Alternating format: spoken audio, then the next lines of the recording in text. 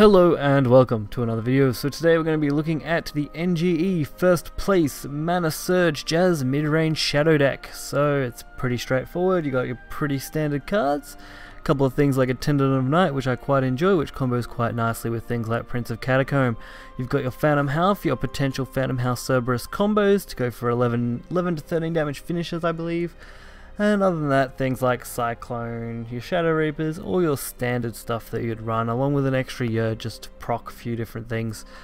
So, we'll get right into the games. Okay, so right into game 1 here, we are versing another Shadow deck. So we have our first match being Shadow v Shadow. Come on, let's play together. Keeping things interesting. We have a pretty mediocre hand, so we dump a couple of the probably less useful early game cards. Do pull Bone Chimera, which is nice to go with that Catacomb. Can't go wrong having those comboed together.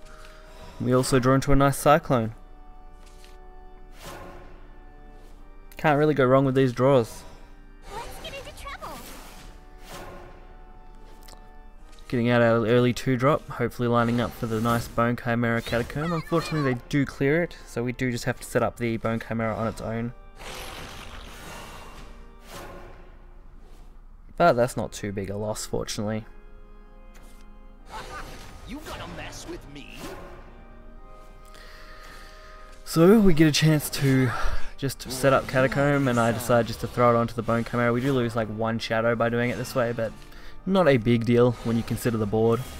It does turn out they are playing Nep Shadow, which isn't so bad. Being able to just hopefully beat them down is quite nice. They do fortunately hit the Lurching Corpse, which is probably the better thing for them to hit against me right now, which opened up a lot of different options here for going for damage.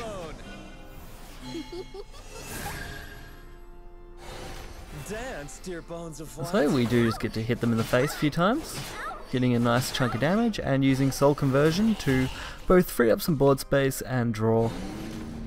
Unfortunately we do get a 1-drop, which allows us to fill the board back up with probably a better follower than before.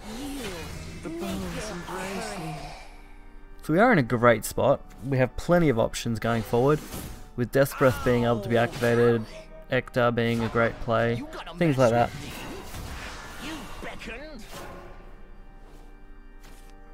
So we do get our own Attendant. I decided to go for the Evolve here. Just trying to make sure I can push as much as I can here.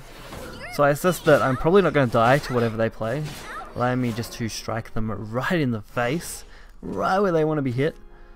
They do Soul Squasher though, removing my my thing, giving me a couple of shadows due to its last word effect,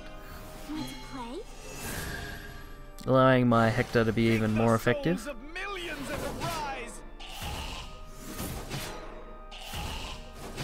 So from here I decide I have to try and get as much damage as I kind of can.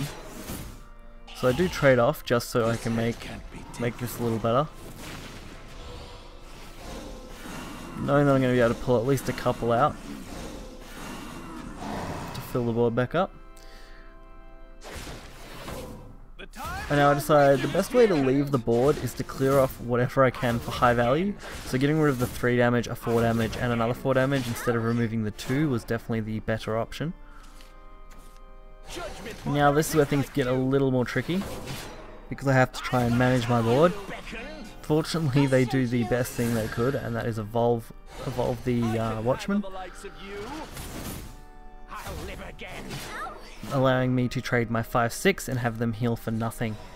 And with double Death Breath I should hopefully be able to protect the board long enough that I'm able to pull off the Cyclone finisher, which was kind of my plan.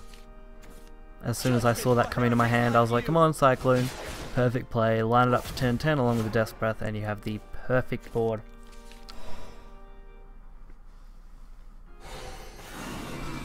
So I do just go for the extra Death Breath just to put some more stuff on board in case. Would have been nice if I was at 6, but unfortunately I wasn't. Now, the biggest risk I had here was the fact that they could have hectored me and pretty much killed me, which would have sucked. Fortunately they didn't have that. And fortunately I have Cyclone, which closes out the game. My Tempest shall judge you. You're leaving us with the victory. You're too strong. So we'll go right into game 2 here. So game 2 here is against Dragon. Mother, father, We have a few options with draws. So we do get an okay hand. I'm actually quite happy with this hand. I don't feel the need to really get rid of anything. So keeping it all is pretty good. Zombie Party is a great early game card to get rid of things like Rehab, which is pretty important. And I've already got my 2-3 lineup, so I basically just had to draw a decent 4-drop, which, yeah, it isn't too bad for a 4-drop. Especially even comboed with Bone Chimera, being able to proc 2 and then resummon Bone Chimera is almost as good as playing Catacomb. Just because of the extra shadow gain. So we do go for our 2 and 3 drop just fine. They obviously ramping, which makes things a little more difficult. You keep relying on me, Dragon. They do play their other ramp, so they even ramp more. Unfortunately, I really wanted to play Shadow Reaper, but it didn't feel like I could slot that in nicely. So I do just Yerd to fill the board, expecting that they can't easily get to 6 here. So I'm not going to be Salamandered this turn. So I wasn't really worried about that. Dragon. And forcing them to hopefully have to trade. Be gone. As long as we've got each other. This must be fate. So we don't get much in the way of actual decent cards to play on 5. But we do allow ourselves to hopefully just play Grim. I thought they're going to ramp anyway, so getting rid of that really wasn't an issue. And if they do Salamander me, I'm going to have stuff that will survive, which I'm completely okay with. Unfortunately, they do play Ouroboros. Ouroboros being probably the worst card to try and deal with when you're playing aggro, just purely because of its size and the healing rate and the way it can clear stuff. Makes it really difficult for aggro to really beat out. You've kind of just got to leave it there and hope that you can kill it off before, which fortunately with Shadow Reaper I have a good chance of doing, and Bone Chimera. So I do go for the Evolve with the Skeleton, getting in that extra little bit of damage wherever I can. So that manages to pull off, what, 5 more damage, putting them to 6. So with them being at 6, they do play Lucifer, putting them at 10. Fortunately, the way my board is makes it very easy for me just to trade and deal damage. So, a couple of trades. Probably didn't even need those couple of trades, honestly. I could have just played Hector straight out, but that puts those up. And that allows us to do 11 damage total just off that board. There's no one else I'd rather Without even having to trade the 4 to actually do 12 max, which is pretty good. Sorry, plus the 3. So we actually get 15.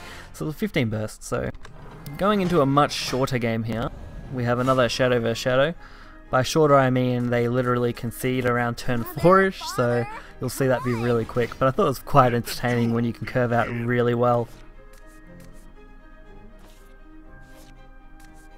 So we pretty much curve out perfectly with a 2-3-4 play, which is bloody awesome. You can't get much better than that.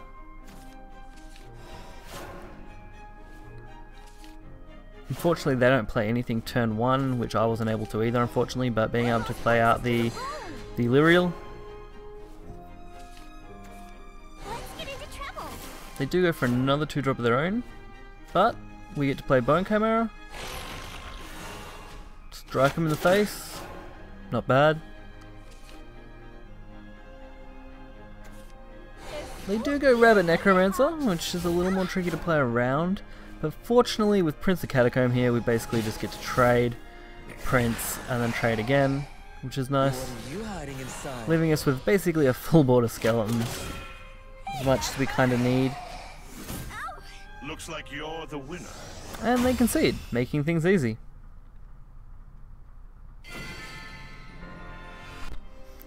So hopefully you guys enjoyed this video. If you did, you'll find the deck list in the description below, along with the source from GamePress.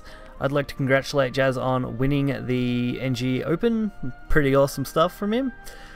And we'll move on to his second deck in the next video, along with some other participants' decks such as Exos and Omegas.